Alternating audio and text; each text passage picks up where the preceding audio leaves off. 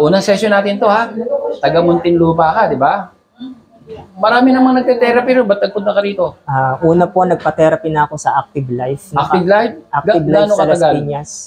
Naka-4 na session ho ako doon. 4 na session? Ayun o, nag-improve naman. Wala ako, pare-pareho lang. Tapos lumipat naman po ako sa Lupa branch, mas malapit. Oo. Kung ano yung ginawa sa akin sa Active Life, ganun din po yung ginawa sa... Nilagyan ng jelly yung lumbar ko, tapos may rod yung sila. Yung isa, Active Life, yung isa? Pero ano, nag-improve ba? Wala po. Ilang, ano ka sa 2 sessions lang po. So, 4 na sessions sa Active Life, 2 sessions sa ano? Tama. O sige. Ngayon ganito, kailan pa yan? Kailan pa? Bigyan mo ako ng background. 2020. 2020. Ito na, naramdaman mo na ito? Hindi po. Gradually, unti-unti. Una po, pinupulikat. Pangalawa, sumasakit na po yung balakang. Tapos nawawala kapag nag-e-exercise. Sige nga, igalaw mo nga, iganon mo. Oo, hindi na naisasara. Ito na po yung maximum na po ito. Tapos ito, luminipis na, no? Wala na ng laman. Yun. Totoo po, tama. Na yung laman, ha? Sige nga, todo mo. Ito. Maximum, ito na po yun. Masakit na? Hindi po, wala po ako nararamdaman. Wala kang nararamdaman? Walang pain po eh. Ito. Yung ko kayo. Pero minsan dito meron. Oo. Yan, meron po. Ito, meron? Meron po. Tingnan mo ha. Dito, may pakiramdam ka? Lagi mo dito, ito. Lagi mo yan, parehas. O sige. Ito, meron? Meron pakiramdam? Meron po. Pero nangangapal. Nangangapal, ano? Hanggang dito, no? Opo. Sige. Hindi ka nakakapag-exercise, ganun mo nga. Sige, todo mo. Tulak. Tulak. Okay. So, may masakit sa balakang mo? Namamanid? Masakit lang po, pero hindi namamanid. Parang tinutusok. Pwede kang tumayo? Sige na. Bigyan mo ako ng tayo. At pag po ako tumayo, hindi po ako dapat i-straight ko yung katawan ko agad. Mangangatog po yung... Sige. Ito, kailangan ko pong i-relax muna bago ako makapagtayo ng... So, hindi mo na maihakbang yan? Ihakbang mo? Maninigas po. Mag-iinginas, ha? Mag-i-stiff. Mag-stiff. Mag-ano na, ha? O, sige, balik ka. So, halos hindi mo maihakbang. Yung gusto mo. Paano pagbangon sa umaga? Problema na yan. Kailangan kong gumamit ng mga lakas. Oo. Tingnan niyo, ito yung sinasabi ko eh. Pagka nagka-problema kayo sa balakang, huwag yung baliwalain yan. Anything can happen kasi nandyan lahat ng problema eh. Totoo. Katulad si sister na aksidente, di ba? Balakang ang tinamaan. Konting galaw lang, konting galaw yan. Pwedeng magugulat ka isang umaga, hindi ka na makabangon. Magugulat ka, lilipas ang araw, linggo, lumiliit na ito. Totoo. Lumiliit kasama ito kasi spinal cord yun. Kaya wag natin mabaliwalain, ha? Baka may mga anak kayo, kamag-anak, kailangan may iayos agad yan, ha? Itong pamamanhid. Delikado yan, ha? Magtutuloy-tuloy yan pag hindi na agapan, ha? Ang lamig nga. Oo.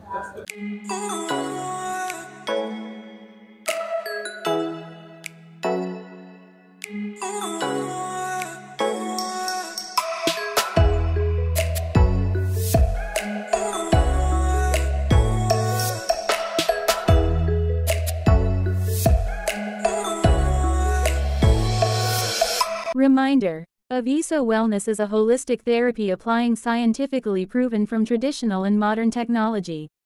We don't just do chiro or acupuncture alone. We can't just perform chiropractic adjustments casually because it can potentially harm your body. Aviso Wellness Clinic first determines the origin of your illnesses before accepting patients. It's only then that we'll know what procedure to apply to you, involving around 5 to 6 processes. Expect this to last for 6 to 7 hours to elevate our safety standards and ensure the therapy's effectiveness. Pleasure po sa akin yan. Unang session natin to, di ba? Yes, Doc. Alam ko, may mga pinagdaanan ka ng mga therapy, di ba? Tama po kayo. Base sa nakita natin, halos hindi ka na makatayo. Pagka tumayo ka, pag nagalaw yung ano mo, nanginginig, magalan, di ba? Halos hirap kang tumayo. Tama po. Unang session, may pagbabago ba? Meron po. Meron? Pag tumatayo na po ako galing sa upo, hindi ako nagsisisure, tsaka hindi ko na siya nire-relax. Kaya ko nang tumayo, tas sabay lakad na agad. Basta dahan-dahan lang. Dahan-dahan lang. Hindi katulad po, nung pagdating ko lang po, kahit dahan-dahan, kailangan nag-stop akong gumanyan para i-relax ko siyang unti-unti. seremonya. Tama po May kayo. seremonya. Eh ngayon, wala na. Wala na pong seremonya. So, sa tingin mo, maganda yan kesa doon sa Ay, naku po, pinapayak mo, ano, Ah? dito ko lang po naramdaman. Sa dalawang rehabilitation, hindi ko po naramdaman na nagkaroon ng improvement. Oh, di ba? Ibig sabihin, buti nakita mo, kung nauna ka pa nagpunta, hindi mo na inabot yan. Di ba? Nagsa-search talaga ako sa Facebook ng mga ganito eh. Lumitaw po kayo sa Reels. Ganun ba? Opo. Oo, sige, di maraming. Maraming salamat sa Panginoon. Oo, yun ha. Isipin mo, ilan ang ganyan may problema. Ha? Oo, si Sir, ang daming matutulungan. Oo, sige. Ano yung nasabi mo nung paano mo nalaman ito? Nalaman ko po to sa Facebook. Lumitaw po sa Reels ko po. Ngayon, habang pinapanood ko po lahat ng sessions na ginawa niyo po sa patient, may mga nakalagay na sciatica, lumbar pain. Yung totoo nakakaiyak nung nakita ko yun. Kasi kung ano yung nararamdaman nila, nararamdaman ko na ngayon. Oo, yun. Kaya nagkaroon ako ng pag-asa na pupunta ako kay Dr. Aviso. Kasi nga, yung mga result, nakikita ko may pagbabago.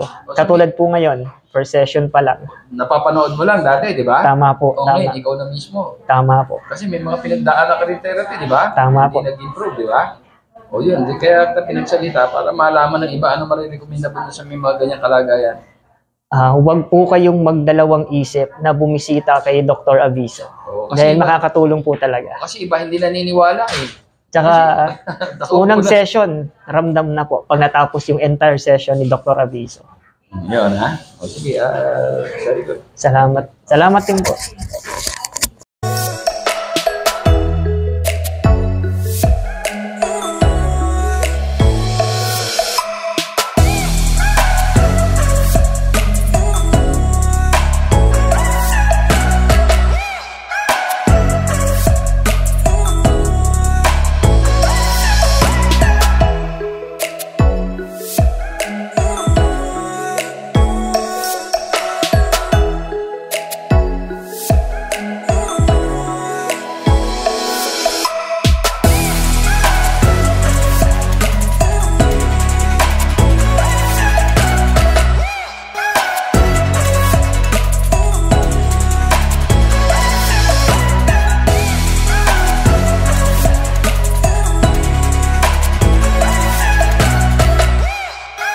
Sipon pa lang, spray nyo. Sino sinisipon dito?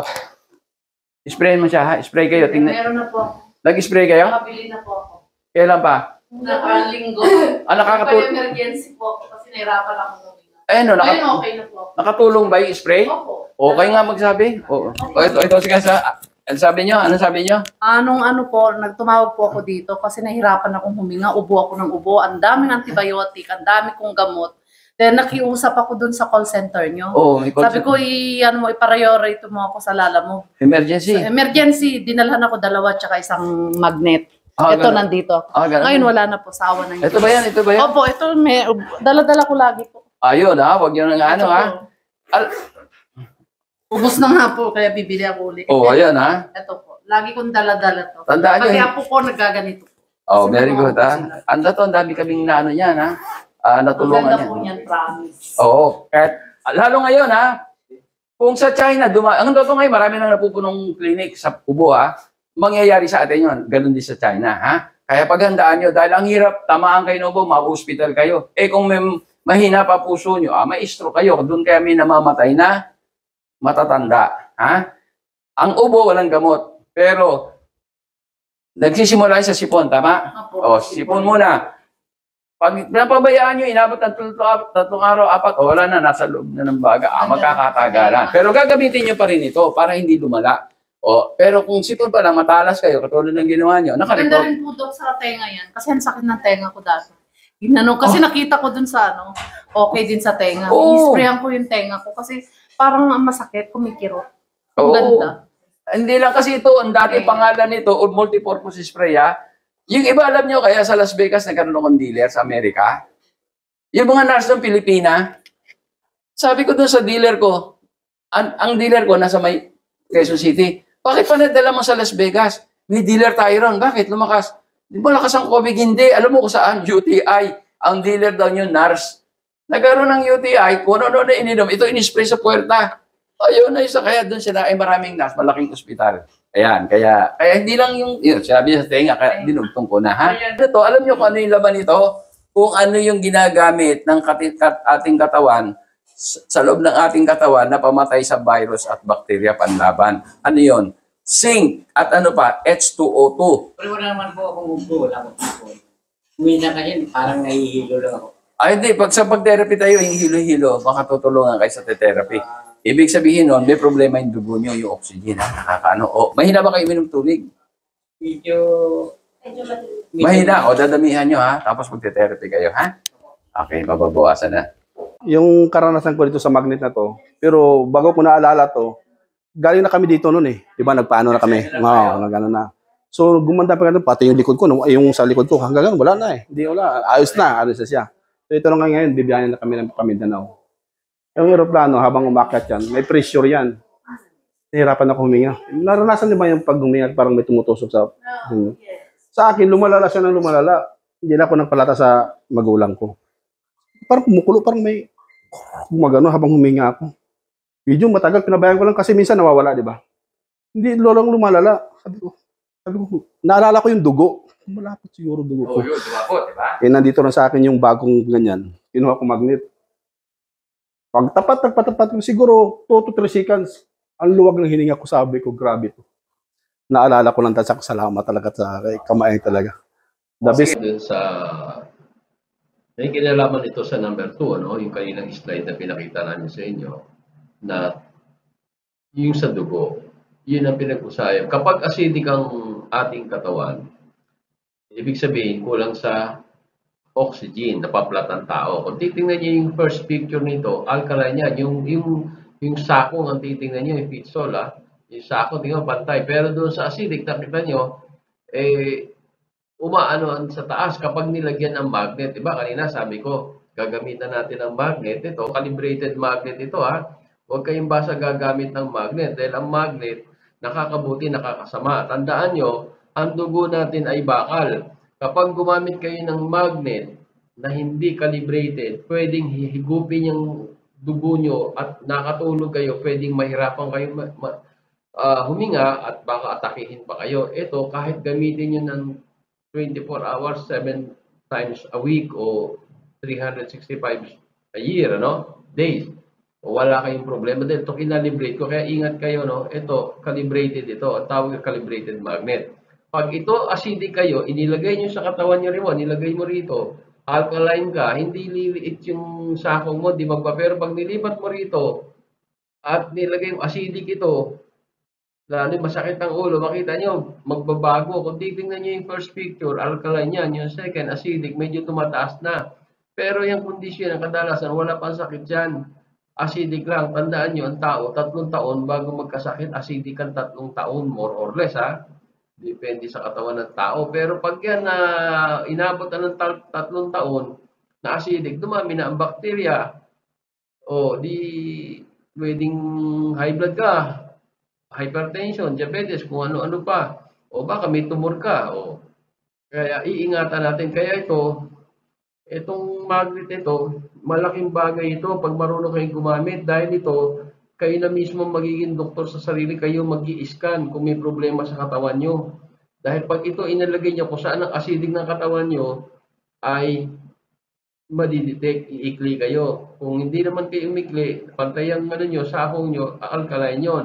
Kung anong gagawin nyo, pag nakita nyo acidic, nilagay mo dito acidic, mag-i-spray lang ito sa ulo. Mamaya, pakikita yung spray to, itong ano to. O, yung isa naman, nakita nyo, yung second picture, acidic, medyo miikli na yung maatras na yung sakong niya. O, wala pang sakit yan.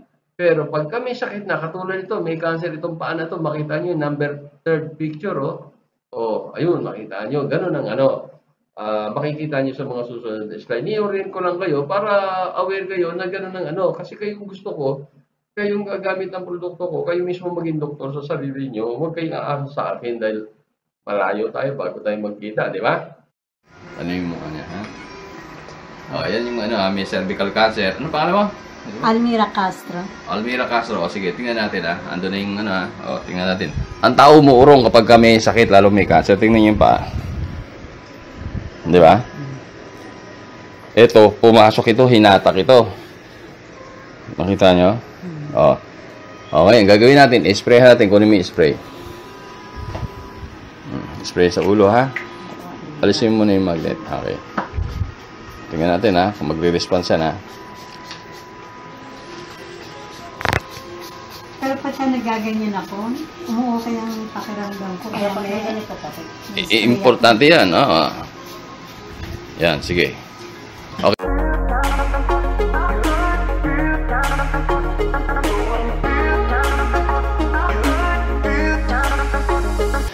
Ayan, ha? Na sprayhan na, tingnan natin. Sige, lagay mo na yung magnet doon sa 1. Okay, lagay mo, ha? Yan, ha? O, tingnan, sandali lang yan, o. O, tingnan natin. Unti-unti, di ba? O, yun. Bantay na, di ba? Nangawit lang ako, eh. O. Bigat ng pumping. Di ba? O, yun. Yun ang sinasabi ko, ha? Kaya malaking pag-asa. Napansin natin na maikli doon sa area na yon, so acidic yon, lumapot ang dugo doon, maraming bacteria doon, walang oxygen doon. No? Doon tayong sariling doktora, kaya yung iba, lahat naman tayo may cancer, ang totoo eh. Kaya lang maliit lang yung iba. Katulad ko, wala naman akong tumor, o di maliit pa, kasi nga yung doktor natin gumagana. Ang ginagawa niyan, anytime na nagdidikit-dikit, nag-acidic, malakas ang doktor ko, iwa-hiwalay niya para dumalo yung dugo, nutrients, oxygen, matanggal yung basura. Ngayon, ang bakterya sa atin, pag yan acidic, maraming bakterya, lumalaki yan, kaya lumalaki yung worker yan, parang construction na dumadami ang bakterya, lumalaki ang construction, yung building, ganun din sa katawan natin. Dahil ang bakterya sa atin, bad bacteria anaerobic, kinakain yan acidic. Eh kung acidic, dadami nga sila. Eh ngayon, nakakalas-kalas natin, na-deliver yung oxygen, ayaw ng bad bacteria, yung oxygen, yung anaerobic. O ano mangyayari? Ihinto ang paglaki, maaaring huminto, o lumaki man dahan-dahan dahil may bacteria pa doon sa loob, may pagkain pa sila. Yung alkaline o yung oxygen, hindi nila pagkain yan, aalis sila yan. So, nakuha nyo na. O, yun ang importante. Ha? Tandaan nyo, ang tao, bago magkasakit, ay mga more or less, sa estimate, mga 3 taon by acidic, high blood, diabetes, etc. Ha? Okay. O, pag-uusapan naman natin tungkol sa cellphone, yung radiation nito. Alam lahat ng tao na ang cellphone, masama ang radiation nito. Ang totoo nga nito, sa lalaki, pagka inilagay mo sa tabi sa bulsa mo yan, base sa maraming pagsisiyasat ng mga eksperto yan, nababawasan ang sperm count o nangihina. Talagang nakaka-apekto. Marami ng mga bata, nagsisisure, etc. So, marami nakakaalam, masama ito.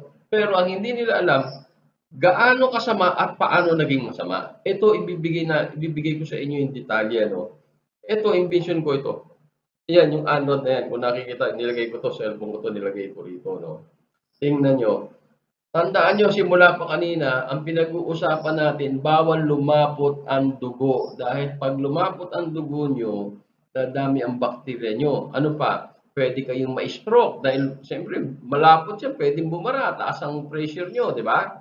So, itong radiation ng cellphone, pag ginamit nyo rito yan, pag wala kayong anti-cell radiation, itong ANRAD na invention ko, ay lumalapot ang dugo nyo. Mamaya ipakikita namin sa inyo. At tandaan nyo rin maraming nagbebenta, 25 brands sa buong mundo ang binilang ko dahil galing ako sa Europe, galing Amerika, galing ako China, galing ako Asia, mga 25 brands. Lahat yung pag ginamit mo, umiikli ka o lumalapot ang dugo mo, meron silang pinakikita, ion tester, wala yun. Huwag kayong maniwala ron na scam yun. Ang tao, bago magkasakit, iikli muna kayo, mawawalan kayo ng oxygen. Tandaan nyo, hindi namamatay sa kahit anong sakit ang tao. Kahit cancer yan, hindi na mamamatay kayo pag naubusan kayo ng oxygen. Ibig sabihin, lumabot ang dugo nyo. Kaya nasa Biblia yan Ano sabi? Ang lahat ng nilalang, ang buhay ay nasa dugo. Kaya ito, ipakikita ko sa inyo kung paano lumapot ito. At paglapot nito, hindi lang tayo apektado matatanda. Tayong matatanda, kadalasan acidic tayo. Pero maging yung bata na alkaline na, apektado nito. Ipakikita ko sa inyo yung video mamaya pagkatapos nito. Ang tao na i-stroke, hindi nila alam. Pag gumamit kayo, lumapot, babara maaring sa ulo nyo riyan o kaya sa puso nyo, magkakaroon kayo ng ischemic stroke o kaya ischemic heart attack. Babara yan hanggang sa pumutok yung ugat nyo, magiging hemorrhagic stroke na yan o hemorrhagic heart attack na yan. Ano? O sige tandaan nyo ito, nagpapalapot ng dugo ito. Ano ang mangyayari para natin masabi lumalapot? Iikli kayo. Pantay, di ba? O, tingnan mo to, pantay. Tingnan mo muna. Pantay. Di ba? Oo, pantay. O, lagay mo yung cellphone. Ayun, o. Tawag ka na. Tira mo si Sige. cellphone. O. Ano nangyari? Ang bilis naman! Nakayari ka! Masano ka! Sobra to. Sobra to, sobra ka, Lagay mo yung oh. sticker. Lagay mo yung sticker. O, lagay mo yung sticker. Ayan, may sticker na. Ang ba? Tingnan mo. Oh, ang bilis. Pumapantay, di ba? Mas adik ka sa cellphone kaysa sa akin. O, sige. Pakita mo paano pagtanggal. Tingnan mo sa kanya. Tanggalin. Tanggalin, ha? Sige, tanggalin mo yung sticker. O, yan. Tinanggal na, ha? O, tingnan mo. Wow, O, lagay mo ulit. Lagay mo. Pakita mo sa kanya habang nilalagay. Asama yun. Tingnan mo kung na yung tuwang yan, ha? Di ba? O, sige. O, tingnan mo. O, sige. Dali, magpapantay na, o. Ayan na. Yung patay na. Tanggalin mo ulit. Isa pa. Tanggalin. Isa na lang. O, lagay mo ulit. Nakita mo, di ba? O, yun. Lagay na ulit, ha? O. Yari ka, Ayan. mas adik ka sa cellphone. Nakita mo? Masyado kang allergic. Hindi, pareho kayo. Hindi, ako mabagal siya. Mabilis. Siya, o lumapot yung dugo niya sa ulo, matanda yun. Kadalasan, matanda. Acidic yan, eh. Pero yung bata, hindi. Natural alkaline yan. Hanggang 18 years old yan, 15 years old. Basta tama lang yung pagkain. Malusog yung bata. Pero tingnan mo kung paano siya maapektuhan. Alam niyo ba na ang bata, pagka nag-aaral, kailangan ng maraming oxygen yan. Pag gumamit yan, makita nyo, tingnan nyo, bumabagal ang ang pagkatuto ng na ihirapan matuto ang bata dahil nga kulang sa oxygen dahil gumamit ng cellphone. Bago pumasok sa eskwela, gamit ng cellphone. O nasa eskwelahan, gamit ng cellphone. O magre-review, ganun din. Sayang, mamaya, ipakikita ko sa inyo kung ano ang yan, susunod na video na ito. Naman, di ba? Pantay siya, di ba? O, pantay, di ba? O, gamitin mo. Ito. Ayan. Okay, gamitin mo. Lagay sa tenga. Kunyari nakikipag-usap ka. Lagay mo lang sa tenga. Lagay mo kunyari nakikipag-usap ka. Lagay sa tenga. O, tingnan nyo, ha? O. Ano nangyari? Relax. Nakita nyo, di ba? Lumiit, o. Tanggalin mo. Nakita nyo, lumiit, di ba? O, tanggalin mo. Bitawan mo dito. O. Pumantay, di ba? Opo. O, gamitin yan. Hawakan mo. Yan. O, sige. Kunyari, ha? Usap. Yan, ha? O, tingnan mo. O, wala, di ba? Wala.